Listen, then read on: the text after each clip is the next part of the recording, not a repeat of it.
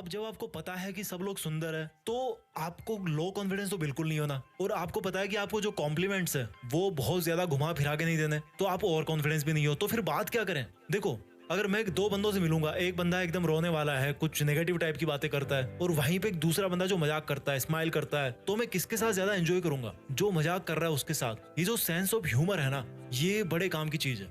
मान लो अगर कोई एक लड़का जाता है किसी लड़की से मिलने के लिए और बड़ी गर्मी है, तो एक लड़का बोलेगा कि यार आज हमें नहीं मिलना चाहिए था। यार ये क्या मुसीबत है, गर्मी भी आज ही होनी थी क्या? और वहीं पर कोई दूसरा लड़का है, आज पता है सूरज इतना क्यों जल रहा है? क्योंकि मैं तुम्हारे सामने बैठा हूँ, उसको जलन हो रही है। तो एक सेंस ऑफ ह्यूमर निकल के आई, अगला बंदा ज्यादा एंजॉय कर रहा है, ये काफी काम की चीज है। उसके बाद में 5वीं ट्रिक आती है किसी को इंप्रेस करने की, कि इज्जत करना सीखो दूसरों की। अगर कोई आपसे ऊपर है तो उसने मेहनत करी होगी भाई आपसे ज्यादा। अगर कोई आपसे नीचे है तो उसकी कोई मजबूरी होगी, कोई सिचुएशन होगी, कोई और तरह का रीजन होगा। जब तक आप इज्जत दूसरों को दोगे नहीं, सीधा सिंपल सा फंडा आपने बहुत बार सुना होगा, बहुत इजी चीज है, बहुत बार सुनते हो आप इस चीज को। जब तक आप किसी को इज्जत नहीं दोगे, जब तक आप उसकी रेस्पेक्ट नहीं करोगे, तब तक आपको बदले में वो चीज नहीं मिलेगी। जब भी आप किसी से बात कर रहे हो तो उसकी जो बाउंड्रीज है, उसकी जो एक प्राइवेसी है, उसकी एक जरूर लिमिटेशन रखें। ज्यादा टची होने की जरूरत नहीं है आपको, एक लिमिट जरूर होती है। अगर आप किसी जॉब के इंटरव्यू के लिए जा रहे हो और आपके सामने आपका बॉस बैठा है, अच्छा सर, मैडम पनीर की सब्जी तो अच्छी बनाती होंगे ना? Get out of my office. आपको इज्जत करना पड़ेगा, वो जहां पर बैठा है। आप लूज टॉक नहीं कर सकते, फालतू की बात नहीं कर सकते वहां। छठी ट्रिक जो है किसी को इंप्रेस करने की, वो बड़ी सिंपल है, हर कोई कर सकता है। कपड़े साफ सुथरे पहनो। महंगे जरूरी नहीं है, 8,000 वाली जीन्स और 10,000 वाली शर्ट की जरूरत नहीं है।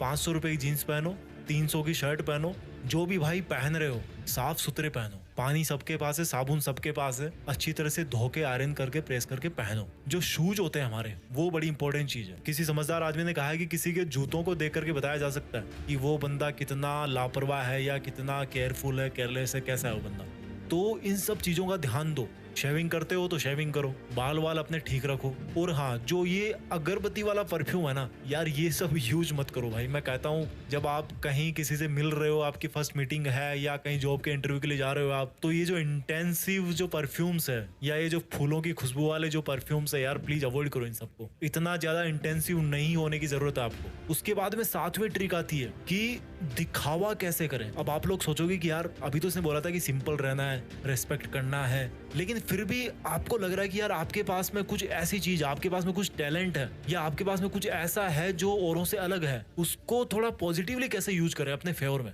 जैसे मान लो आपके पास में पैसे हैं, बहुत सारे पैसे हैं, तो पैसे हैं इसका मतलब ये नहीं कि आप एक बहुत महंगा चश्मा, जीन्स वीन्स ये वो पहने और या दिखा रहे हो बार बार अपने हाथ को उसके सामने लेके आ रहे हो कि ये देखो मेरी घड़ी। अनइंटेंशनली कहना चाह रहे हो कि ये देखो मेरी घड़ी है, 10,000 रुपए की घड़ी है। तो इस तरह से दिखावा नहीं करना है। अगर आपके पास में पैसे हैं तो भाई किसी चैरिटी में दान करो, कहीं पे किसी जरूरतमंद की हेल्प करो। जो अच्छी चीज है ना, अगर आप लॉन्ग टर्म रिलेशनशिप की सोचते हो तो ये जो अच्छी चीजें हैं वो पता पड़ ही जाती है। बुरी बातें जल्दी फैलती है लेकिन ज्यादा देर तक टिकती नहीं है। अच्छी चीजों को फैलने में टाइम लगता है। जब अगले बंदे को पता लगेगा कि यार ये बंदा चैरिटी भी करता है, ये बंदा लोगों की हेल्प करता है और बताता भी नहीं है कभी, तो वो जो इंप्रेशन होगा वो कैसा होगा। वहीं पर मान लो आप एकदम आपने बॉडी बना रखी है, जिम में जाते हो एकदम डोले शोले बना रखे हैं, तो आपकी वो जो फिजिकल ताकत है, किसी को धमकाने से, किसी को मारने पीटने से आपके प्रति वो वाली फीलिंग नहीं आएगी उसकी। लेकिन वही आप किसी को सिक्योर कर दो, आप में ताकत है, किसी की हेल्प कर दो ऐसे किसी सिचुएशन में, तो वो क्या होगा, आपने अपनी ताकत तो दिखाई लेकिन जो दिखाने का तरीका है वो यहाँ पे बदल गया। अब मान लो आप क्रिएटिव हो, आपको नई नई चीजें बनाने का शौक है, तो आपको उसके सामने बोलने की जरूरत नहीं कि यार देख मैं ये बनाता हूँ वो बनाता हूँ। आप ऐसा कुछ बनाओ, उसको गिफ्ट करो। तो ये तरीका है स्मार्टली दिखावा कैसे करना है। उसके बाद में 8वीं ट्रिक आती है किसी को इंप्रेस करने की, वो ये है कि डोंट से जस्ट टॉक। बोलो मत, बात करो।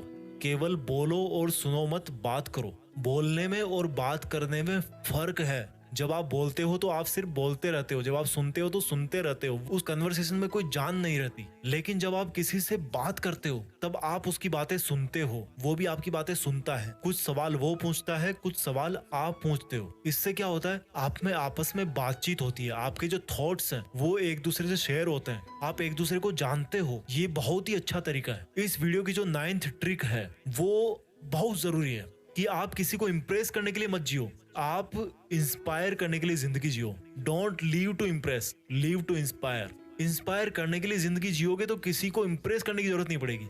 बड़ी काम की चीज है। अगर आप इस दुनिया को, इन लोगों को इंस्पायर करने के लिए जिंदगी जियोगे तो किसी को इम्प्रेस करने की आपको जरूरत ही नहीं पड़ेगी।